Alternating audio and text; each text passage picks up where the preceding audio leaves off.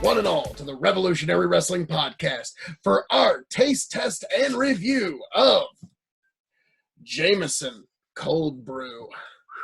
One I've been looking forward to. And this is also your first drink since the month of sobriety. This is you coming back to the island of fun, sir. This is March 1st. I have not had a single drop of alcohol all of February. Only fitting, apparently, to do this with a beloved brand such as Jameson that I constantly frequent. So, I am eager to try this. I know this is going to be a bit of a novelty coming from Jameson. This is it's a whiskey and coffee. It's Jameson Irish whiskey infused with natural cold brew coffee flavoring. So, I don't know. This could go either way, but we're going to give it a go. I'm not much of a coffee drinker, so I don't know. I'm either going to love this or hate this. Oh, yeah. Okay. All right. That's probably good. It's a little thick. It's got like a Coca-Cola-like color. It does talk about, a very sweet. Oh, well, you do smell the coffee. It's got a sweet, chocolatey note, they said.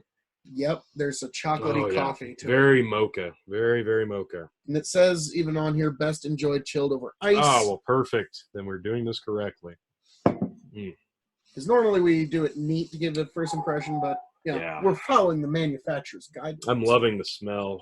I love the smell of coffee, though. Well, let's see how it's the... Welcome back. Thank you.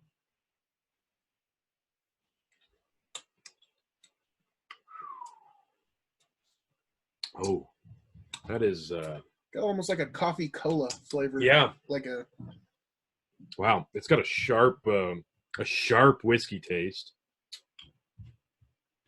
The middle of your tongue is just coffee, but whiskey on like the outer rim of your tongue. Is the best way I can describe it. It's almost like your tongue is smelling the coffee, not tasting the coffee too much. For a guy that doesn't like coffee much, I don't drink a lot of coffee. This ain't bad. No, I'm thinking the ice is probably enhancing the sharpness of the whiskey. Or in a cocktail. I could see it made with roasted Arabica beans from Brazil and Colombia. Wow, that is an interesting take on whiskey coffee. Wow. I like it. It's a different take on the idea of an Irish coffee, I suppose. It's a limited edition, so it's one that I'm not going to down one after the other. It's one I'm going to try to keep around for quite a while because who knows how long this one will be available. But, that's an interesting way to go about it. It's better than I expected. I was about to say, the place that we found this is the only place I've seen it. Wow.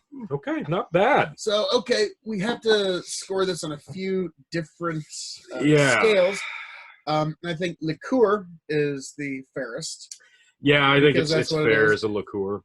Brown spirits, and then your shelving. Okay. So, as a liqueur,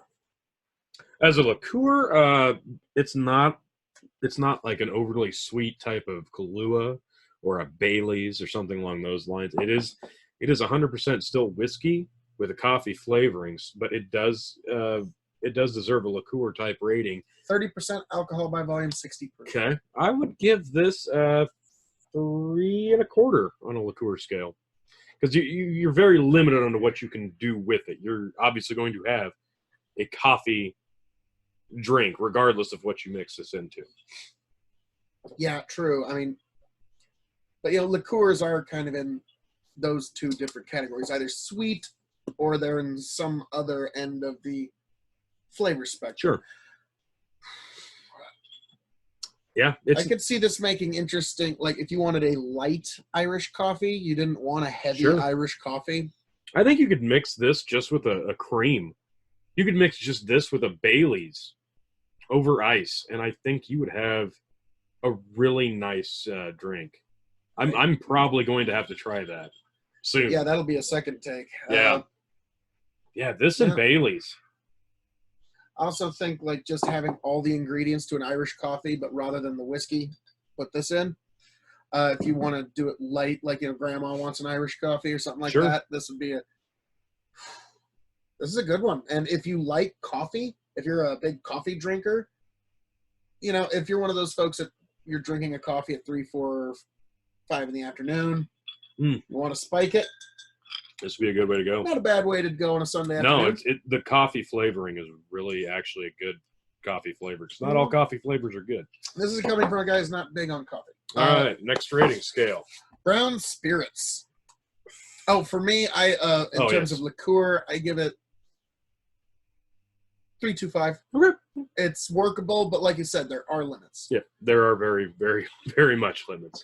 So, brown spirit? Brown spirits,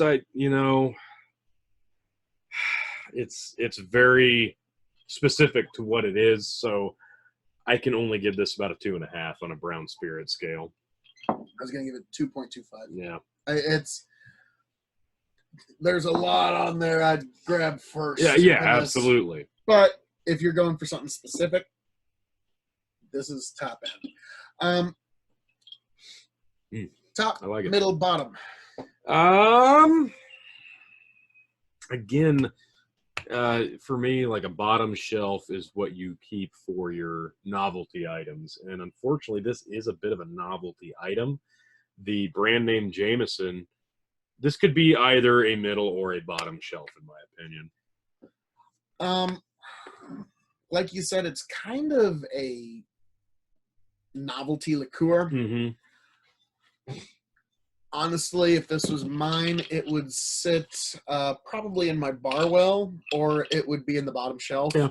Because I could see it being a popular drink for making mixes, so have it available quickly for if somebody wants it. But I certainly wouldn't put it on my top shelf. No. Like there's other Jamesons that would go on the top shelf, Yeah. actually. So, as I'm known to say around here, folks, all that being said, this has been our review of Jameson Cold Brew Whiskey and Coffee.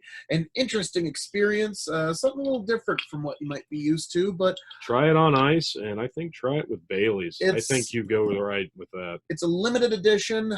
If you can find it, definitely pick it up because it's very reasonably priced. Got this for $28. Yeah. And I think that's mostly just because I got it in a grocery store, so you could probably find it for more like $25 if in the right area. We've got a grocery store locally that is one of their ways to try and compete with the big box marts.